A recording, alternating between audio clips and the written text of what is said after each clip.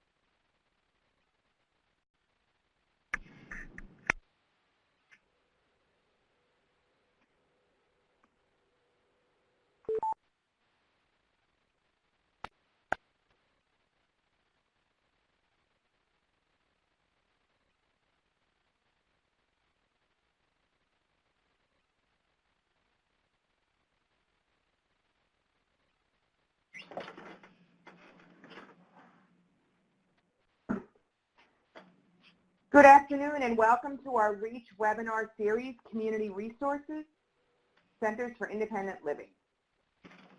We have presenting for us today Kelly Buckley, who is the Executive Director of the National Council on Independent Living, Scott Elliot, who is the Executive Director of New Jersey's Progressive Center for Independent Living, Bill Henning, who is the Director of Boston Center for Independent Living, and Eileen Keeley, who is Executive Director of Connecticut's Independent Northwest.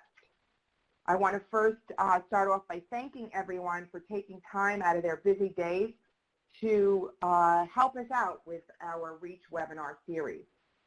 Just a little housekeeping.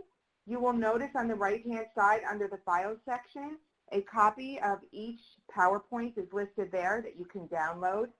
Just a note that each presenter will not necessarily go through the PowerPoint page by page, yet they will be giving you information about their centers, but you can download that and there's contact information on each PowerPoint if you'd like to reach out to them individually.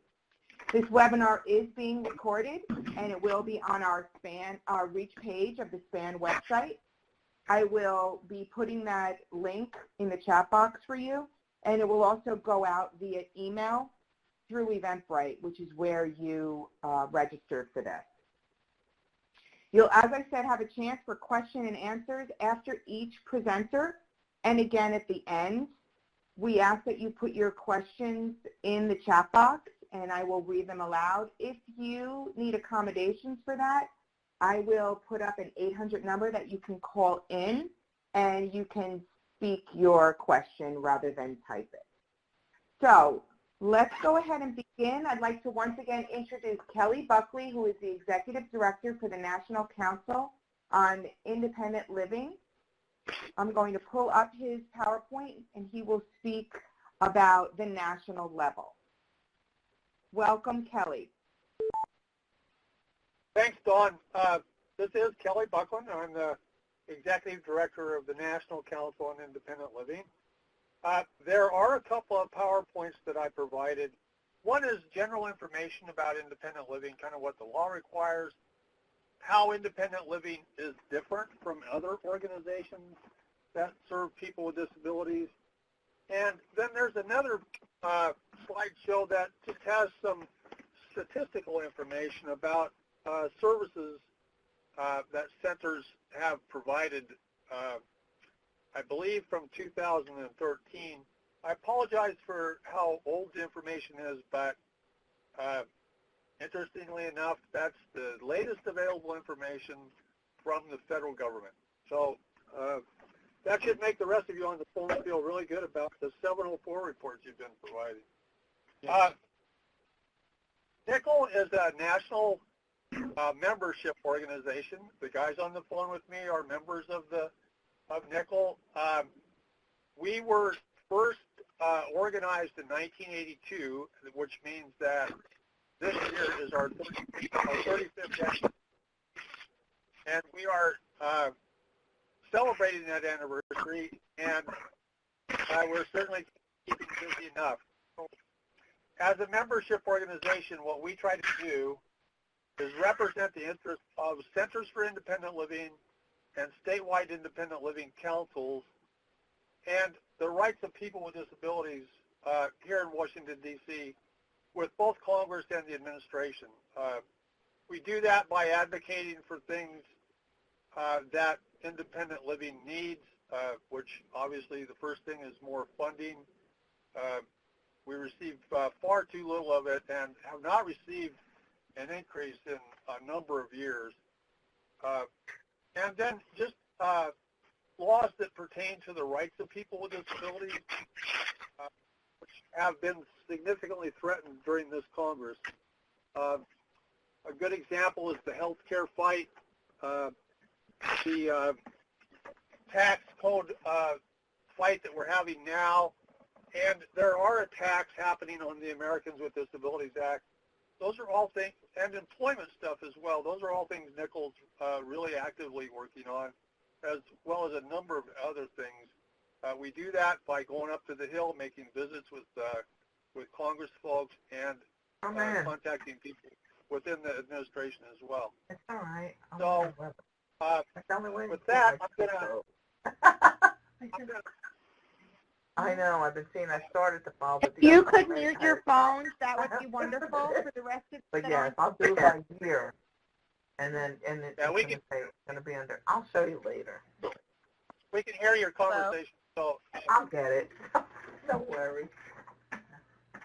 Anyway, that's really, I think, all I need to cover, other than what's already in the slide presentations, which covers the services that centers provide and what the law covers as well. Just to mention, we do have about 1,000 members. That includes both Centers for Independent Living, statewide independent living councils, other organizations that advocate for the rights of people with disabilities, and individuals as well. What I failed to mention at the beginning was NICL originally was started by the 10 original Centers for Independent Living, which the Boston Center is one of those. And then right now we've grown into a movement that includes about 700 Centers for Independent Living. With that, Dawn, I'll turn it back over to you. Okay, thank you so much, Kelly. Again, I know you have to leave, so I want to just say thank you to Kelly Buckland for taking the time out to present to us this morning. Thank you.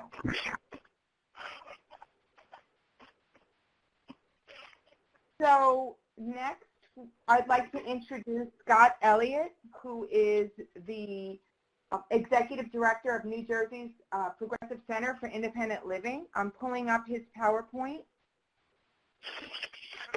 And again,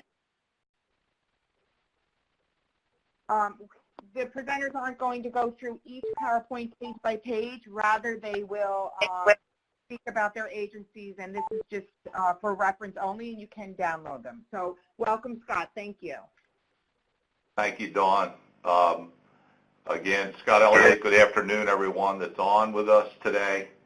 You'll see some logos there. The state of New Jersey doesn't really show. It just shows different counties. I'll get into that in a little bit.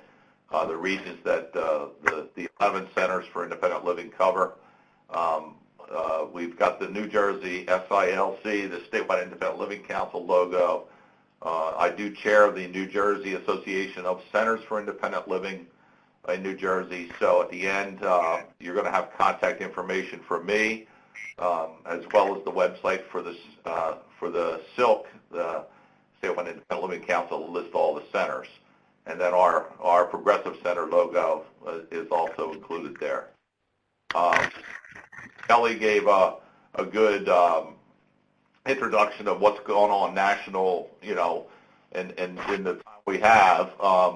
But I'm going to do a quick introduction to centers, and we're now up to 5 core services. We're unique, and I know Bill and Eileen are going to talk about some of the stuff going on in their states and their centers. But I'll give you a foundation here. Where centers for independent living are unique. A, we do not provide housing. Some of us may have affiliates that help them with that, but centers by law cannot provide housing. Of course, we help people link up to housing, and there's always confusion around what independent living and centers for independent living, thinking we're housing providers. The screen there is 5 core services. Information and referral is big, and assistance. Advocacy, of course, peer support. Advocacy, let me go back to that for a second. Really, all the centers are advocacy-based. Almost everything we do has an advocacy tie-in.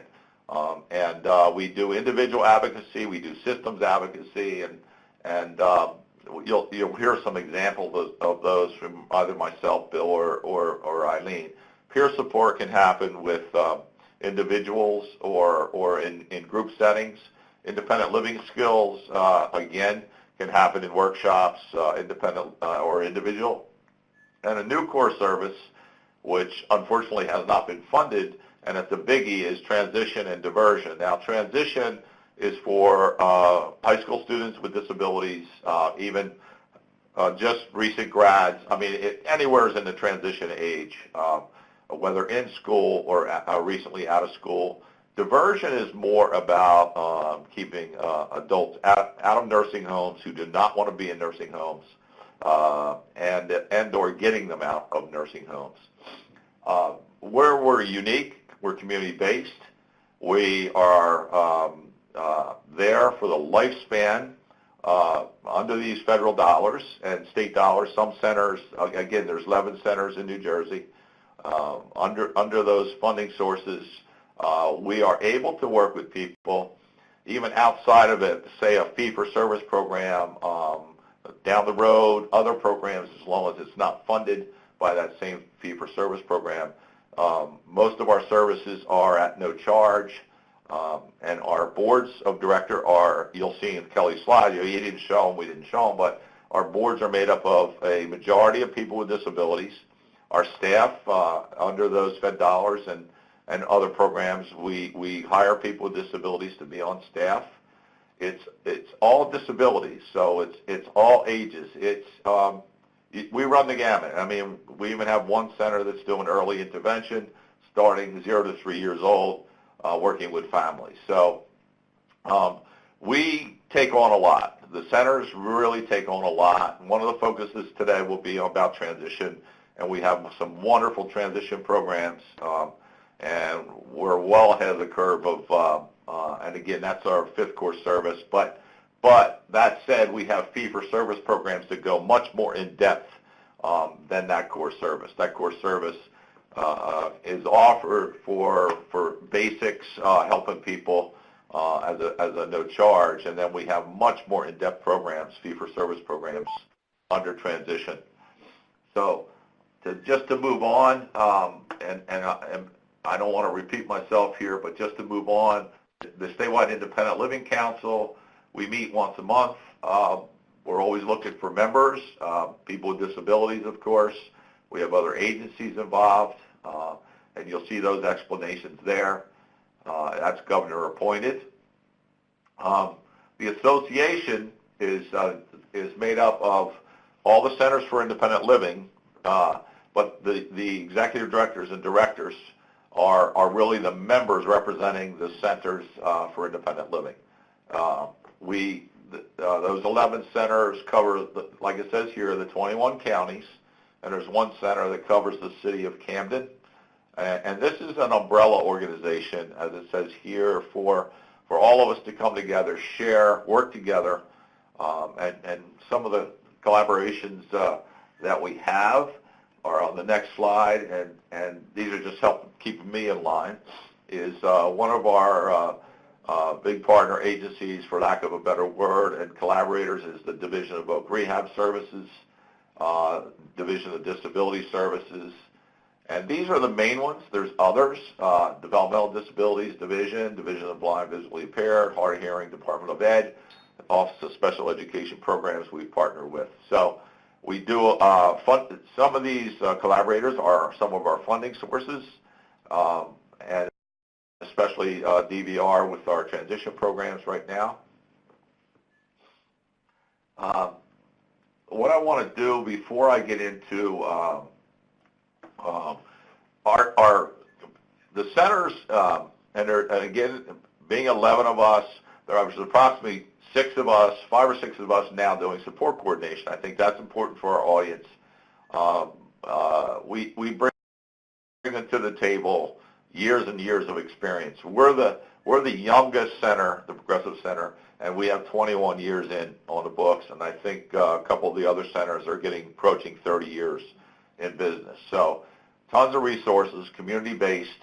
We're here to build partnerships with individuals and their families and collaborate with the families on darn near any topic. And we're consumer choice and consumer control. We're driven by those individuals with disabilities and their families. So if you don't see a resource, or you don't see out there for you, or you're struggling, sometimes centers are the last resort. We'd like to be the first resort, where we're helping families navigate the system. That comes up all the time. As far as the centers and individuals in the center, helping those individuals and families navigate the system and find resources, whether it's something, and support coordination is just a great fit. The centers are a great fit for support coordination. Some centers who are not doing support coordination are providing direct supports and services under the DDD umbrella. We do things like emergency preparedness, rec programs. Again, rec programs, our center's driven by the consumer's choice. We want ideas for what kind of, like if you were to do a needs situation. So we want that. Then there's transition, which is huge really right now, and that's pre-employment transition services under the WIOA components. So we're offering individual services, and somebody's changing my screen here. We offer individual services and group services, but under pre-employment transition services, we call it the pre-ETS. We're handling or covering all 5 components: job exploration, work-based learning experience, instruction and self-advocacy, workplace readiness, counseling and guidance for post-secondary options.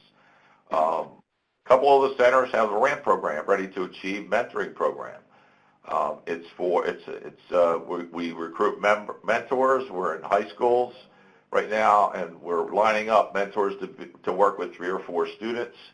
And we just started that with another center, Dawn, in the Northwest. They cover Morris, Sussex, and Warren, just as an example. So back to that, centers cover 1 county in some cases. There is 1 city covered, and then there's some centers that cover 3, 4 counties. So it just depends how we break things up regionally. So we do a lot of collaboration with the counties and the ADRCs.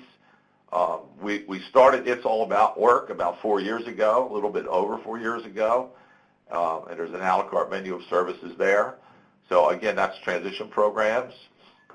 Back to pre-ETS and pre-employment transition services, that's the main thing there is for our students still in school.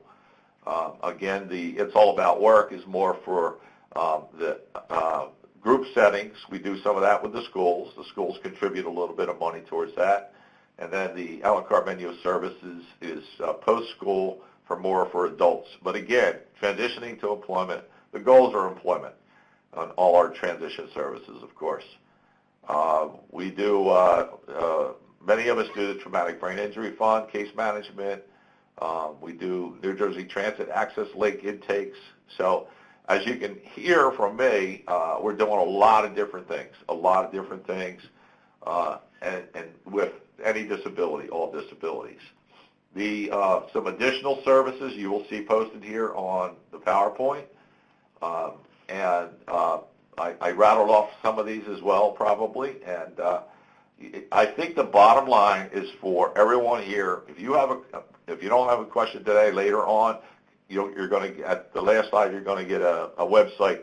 Contact your local CIL. You'll see what counties each of us cover. Contact me. My information is going to be on the last slide for questions or guidance or direction. But the centers, we're really unique. We take on so many different things. I'm not going to cover it here today in the time we have, but we have volunteer programs, recreation programs. We know, like rec programs, we've done our nutrition workshops. We do camp scholarships for the ages are 5 to 25 years old.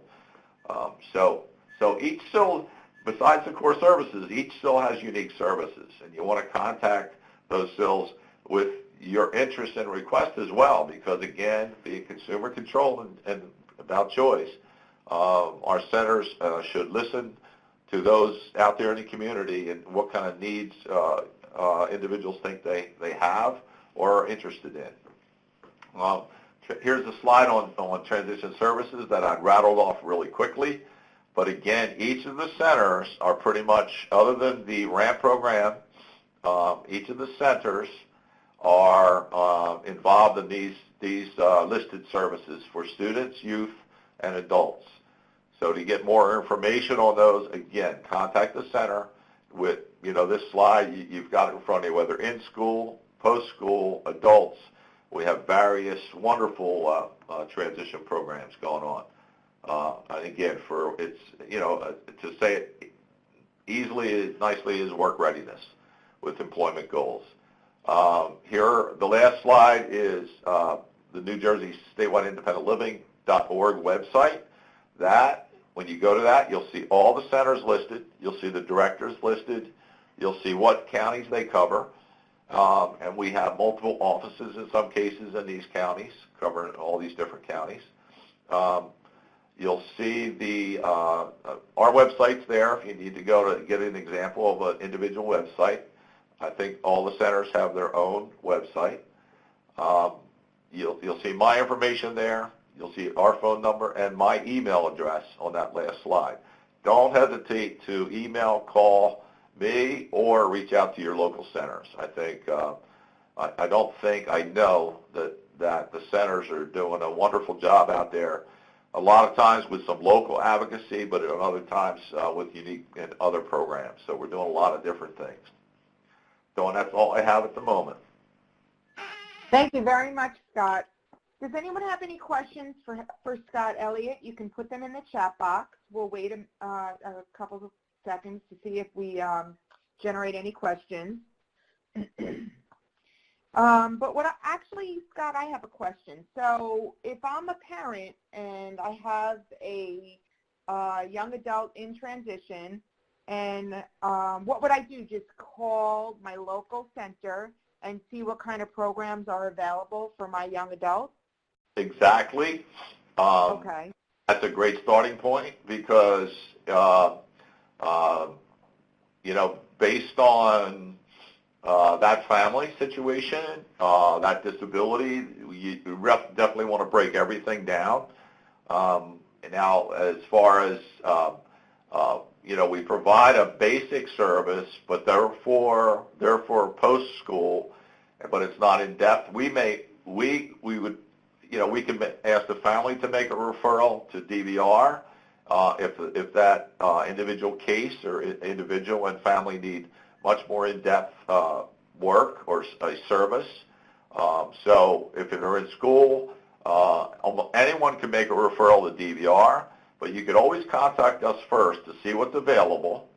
That would help the parents with guidance on what service to pick, what program to pick, and go from there. So we could definitely do that initial discussion first to give some direction.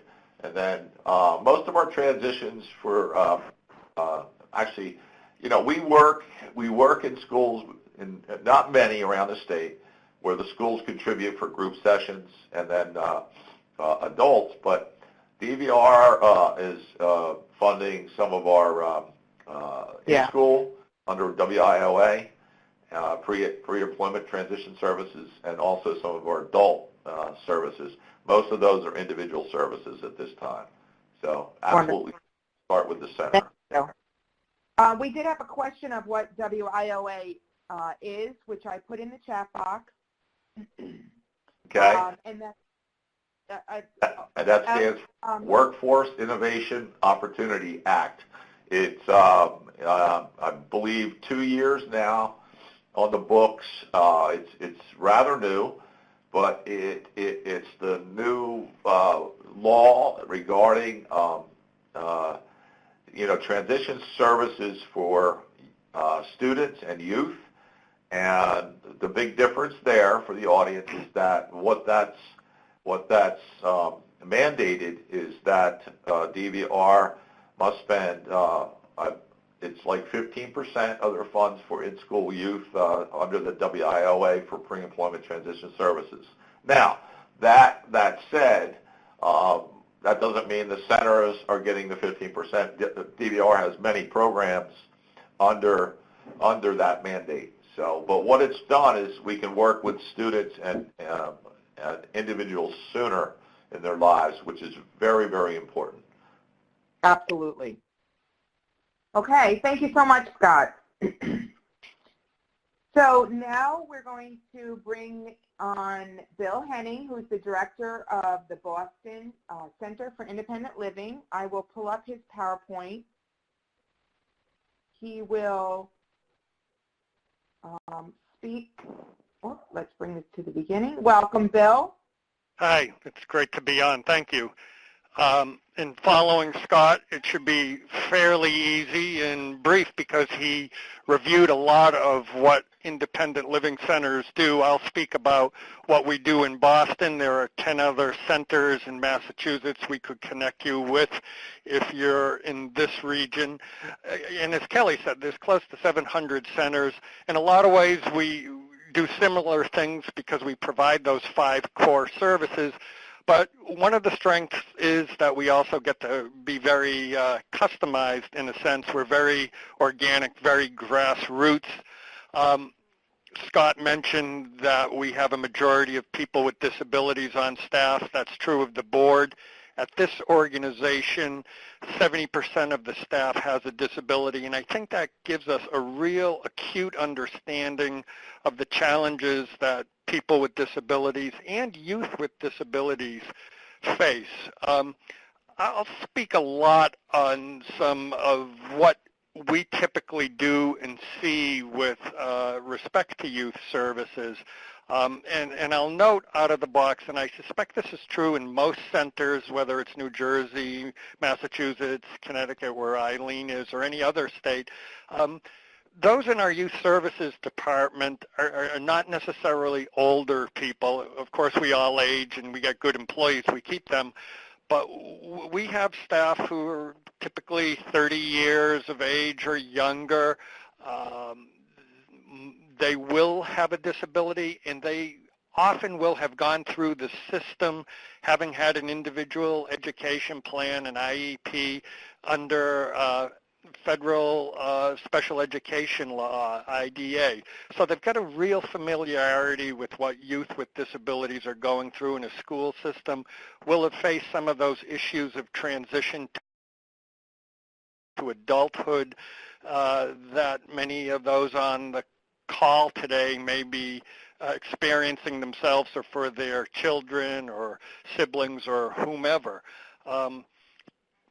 Common issues we will address are benefits issues. How do you get on SSI? What happens when you turn 18 with SSI, Social Security? How do you navigate the health insurance arena, which is ever more complicated? Do you stay on parents' insurance? How do you get Medicaid coverage? How do you retain, for instance, Medicaid coverage if you're going to work once you turn 18? Scott mentioned that housing is a big issue. It's probably the biggest issue of people coming into our office. And it also works for kids because they will be moving out, many of them. Not all, but many. And affordability is a challenge. Often accessibility is a challenge. How do you find integrated housing as opposed to congregate housing? If that's the choice, it may be that some individuals want a congregate setting. How do you find something that's accessible to public transportation and other services? So staff can work one-on-one with people with those things, can even help families get on to programs such as home modification programs. Somebody may have a child with a disability and they can carry them around the house, or they're small or whatever, but as they age, accessibility features may be a real challenge. And, home mod programs can help with ramps, enlarging bathrooms, putting in environmental control systems, things like that. A hallmark of an independent living center is that we're cross-disability in our service provision, which means we serve anybody with any disability and also any age, the lifespan, as Scott indicated in his PowerPoint. So that's people with physical disabilities. We serve lots of folks with behavioral health disabilities, mental illness, lots of youth. High proportion of the youth we see are on the autism spectrum, people with vision challenges, hearing loss, just about anything. When it comes to specific youth things, some of the unique offerings we do is we are a very close partner in Massachusetts with Easter CILs and their assistive technology services, but also with their Youth Leadership Forum, which is an annual gathering and also with partners for the program partners in Boston we partner with too. And these are programs that help develop leadership skills in youth, empower the youth community. We do lots of service coordination. We work closely with the Federation for Children with Special Needs and the Mass Advocacy Center in Massachusetts.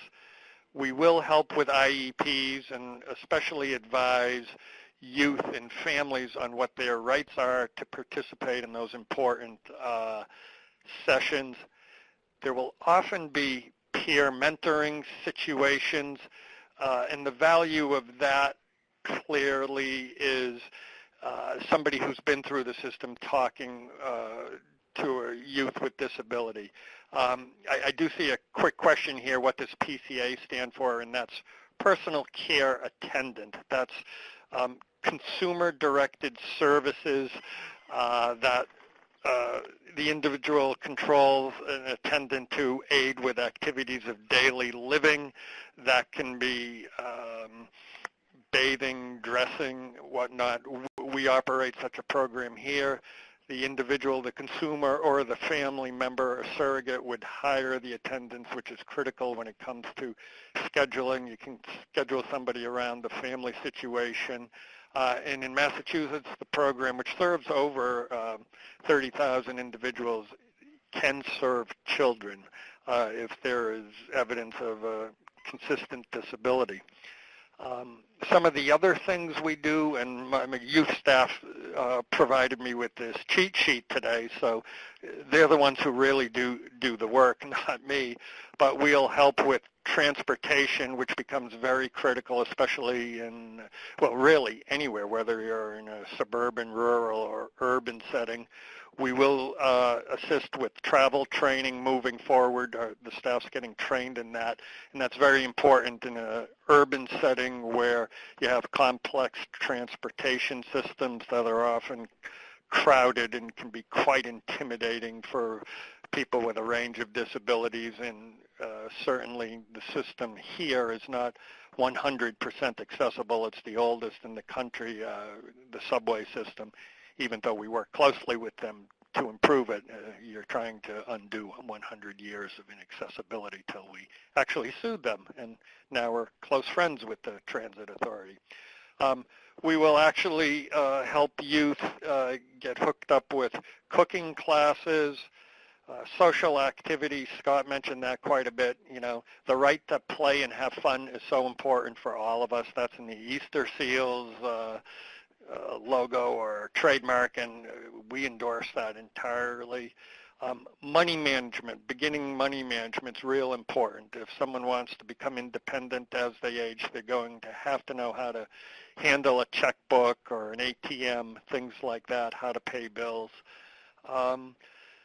Some of the issues that might get addressed with peer mentoring is youth feeling they're over-serviced almost, and we've observed that, you know, if you're a 16-year-old, you might, without a disability, you go to school, you might play sports, you might hang out, you might join a club, who knows what.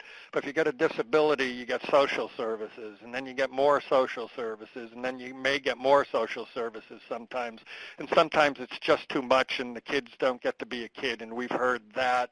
And conversely, sometimes someone has a significant disability, they get shunted around and never really get that service they need, and we'll try to match people through the service coordination. You know, employment is really critical because that's really one of the most vital ways to independence. As I go down the PowerPoint, which is basically our brochure, and there is something on the personal care attendant program, one of the things we have here, and I just brought it up on the screen, is the Transition Internship Program, which we call TIP, which annually, the numbers aren't big, but we do place 20 youth to 30 youth during the year in competitive jobs. They're not based here. They go out into the real employment world. We might employ a couple of them, but the rest will go out to a variety of private and public employers and be expected to work within the regular employment setting. You know, we make sure that they get proper accommodations. We work with them to ask for accommodations. Some may receive a job coach if needed, though we try to phase that out as feasible as we go along. And that's really important. And we also provide skills training, skills workshops, things such as self-advocacy, workplace etiquette, how to disclose a disability, whether you should. That's always a real challenge. You know, it's interesting, those involved in our youth programs, they only get in really because they have a disability, but many of them won't own up to having a disability. It's something challenging for many to identify with, but it's important, and we'll work with somebody and sort of bring them along that spectrum. And I think people don't want to be perceived as different, and they aren't, but their disability is also a part of their life, and we'll try to work with them to put it in the proper place, which will be different for each individual. You know, and some of the other skills we'll teach are resume writing and practicing interviewing and career explorations. It's a little bit different for everybody, but in essence, you know, to continue the theme I think Kelly and Scott and probably Eileen will talk about is we do a lot of things. We're here for families. We're here for individual youth. Lots of issues out there, especially for people of low incomes, though disability touches any economic strata, of course. So our contact information was at the start of our brochure. And we're here, and I am happy if anyone wants to contact me or us to refer to like programs across Massachusetts. And that should do it for me. Wonderful. Thank you so much, Bill. That's a lot of great information for families and youth and young adults. Does anybody have any questions for Bill?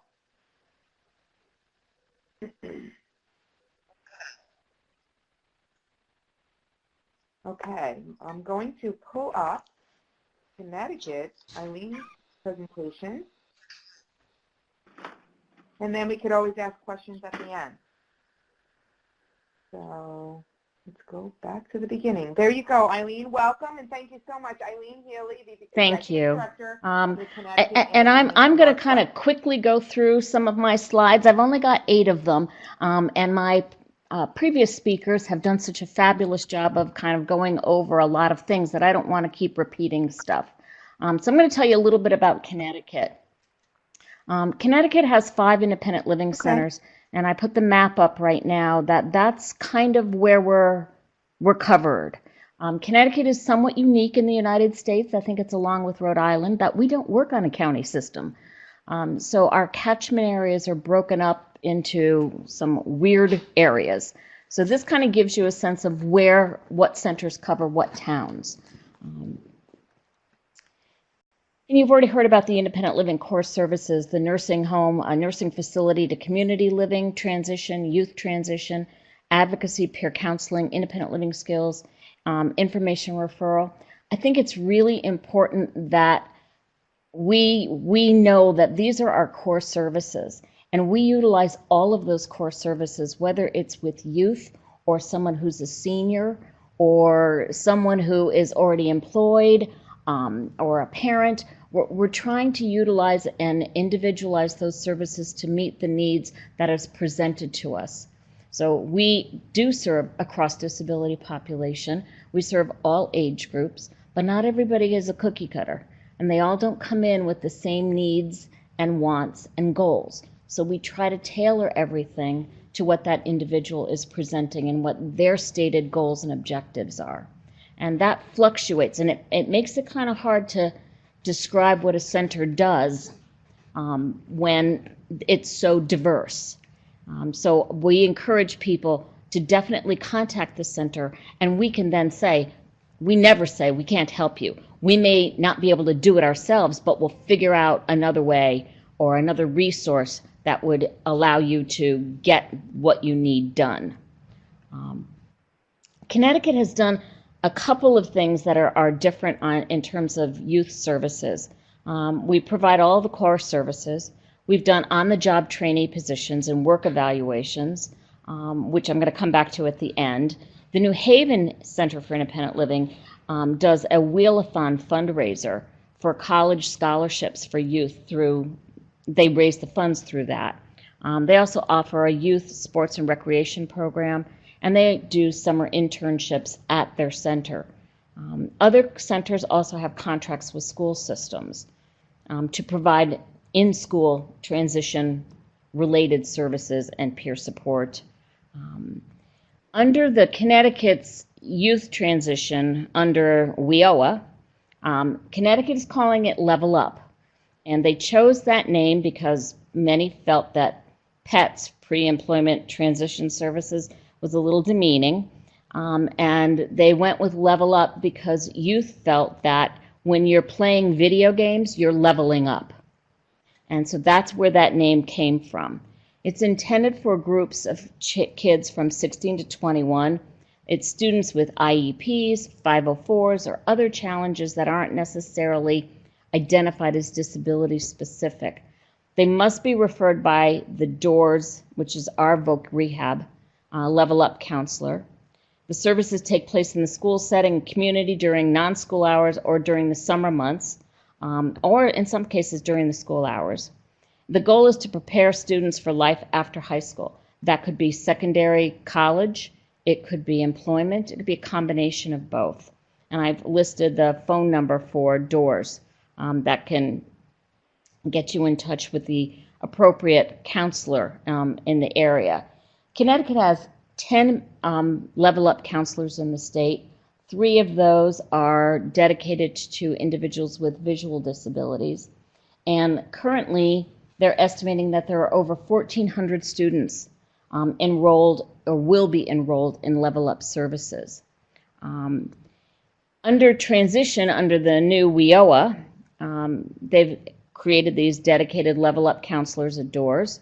They initiated youth employment and career assessment services and a 12-week competitive work experiences during the summer months. Services provided by DOORS and community rehab providers, and they created a DOORS Level Up app for the iPhone to help students keep track of their appointments, their projects, Starting in just this month, after a lengthy delay, I will say, DOORS has finally issued contracts to provide workplace readiness, assistive technology, self-advocacy, peer mentoring, and support to a number of community rehab providers. And in Connecticut, 2 of the centers are also approved vendors, which is Independence Northwest and the Center in Southwestern Connecticut, Access Independence. These are fee-based services, and they have to be referred by the Level Up counselor at DOORS to get them for students.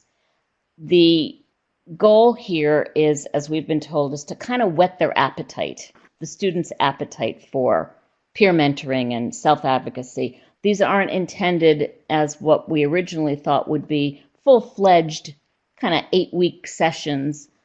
These are going to be roughly 4-hour sessions, 1 4-hour session, except for the peer mentoring. And so it's just to kind of expose the student to workplace readiness and assistive technology.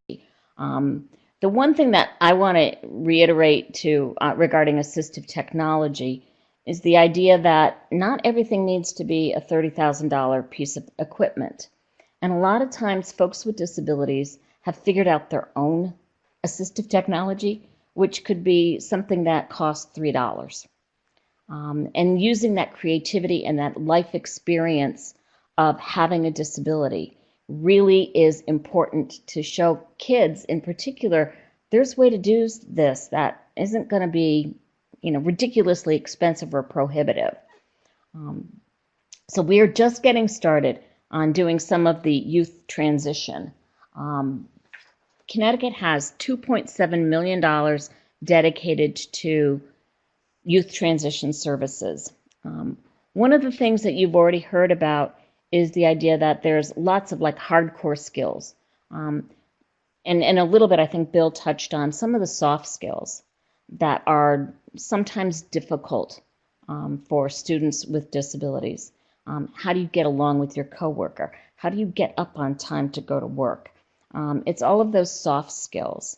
And I think that that's a key piece that centers can play a big role in, because you have a role model of a person with a disability who's working and achieving all of that and teaching others how to do it and how to make it work for them. I tell you a quick story that we had. We worked with a young man. He was 21 at the time.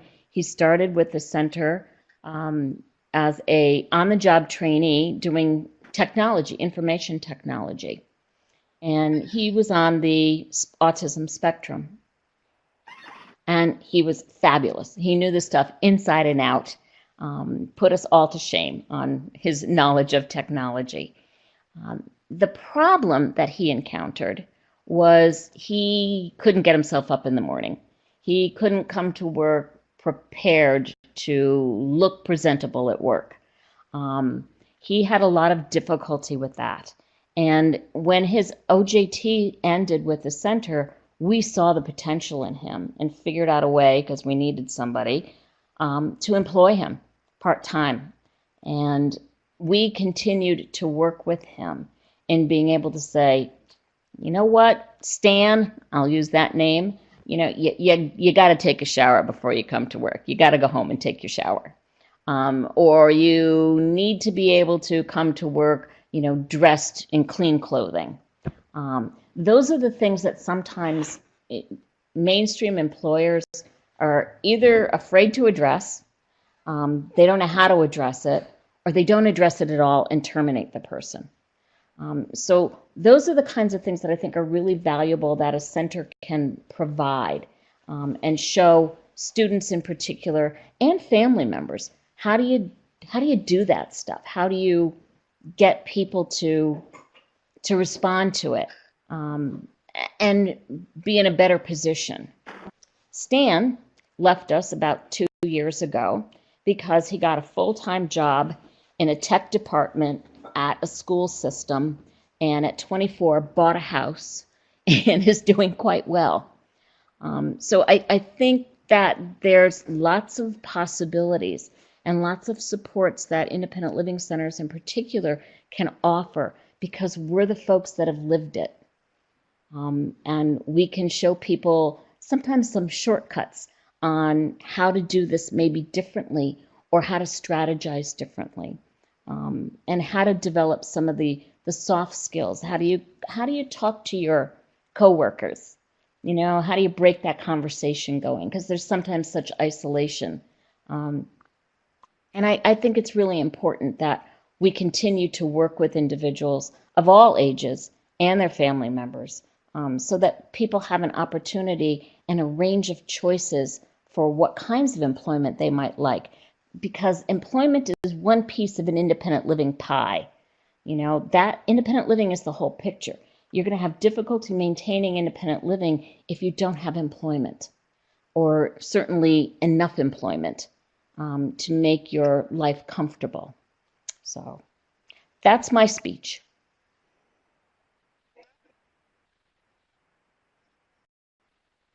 Thank you, Eileen. You bring up such, so many great points to help the families and the youth and young adults to understand exactly what it is that you all do. I think with the assistive technology that you mentioned and the independent skills that you mentioned, while some of those things should begin as goals during school, which we talk about a lot during our transition workshops, it's great for them to know that you all are support and resources for them even after school, if those skills have not been taught, or if they're not able to transfer them over to independent living. So thank you so much.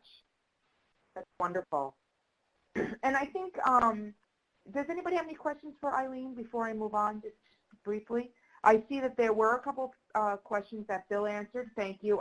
Let me just say that one of the questions that someone had was, do people who access independent living centers need to be OPWDD eligibility, where Bill said you do not need formal referrals to use an independent living center service, but you may need referral from the state agency to become involved in specific programs.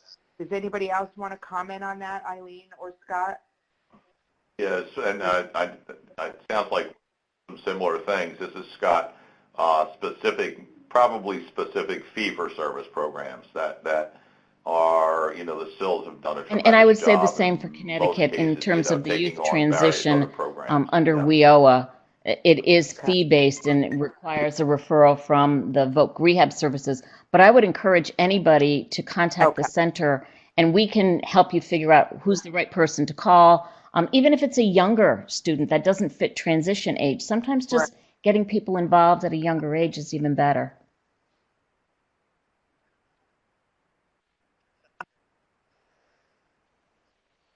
Yeah, I concur 100% here in Boston with Eileen. Yes, Eileen. And I would say, if you're a parent and you're just not sure, call your local center and they will guide you. Yeah. And that's the purpose. That was the purpose of this webinar. I think there are a lot of people, families, members, and youth and young adults with disabilities who really weren't sure what independent living centers did or what they can provide. So that's really what the goal was today, so that you can have a starting point and then have contact information so that if you have questions or you want to see what kind of programs they have, you can reach out to them. So any other questions as we begin to close?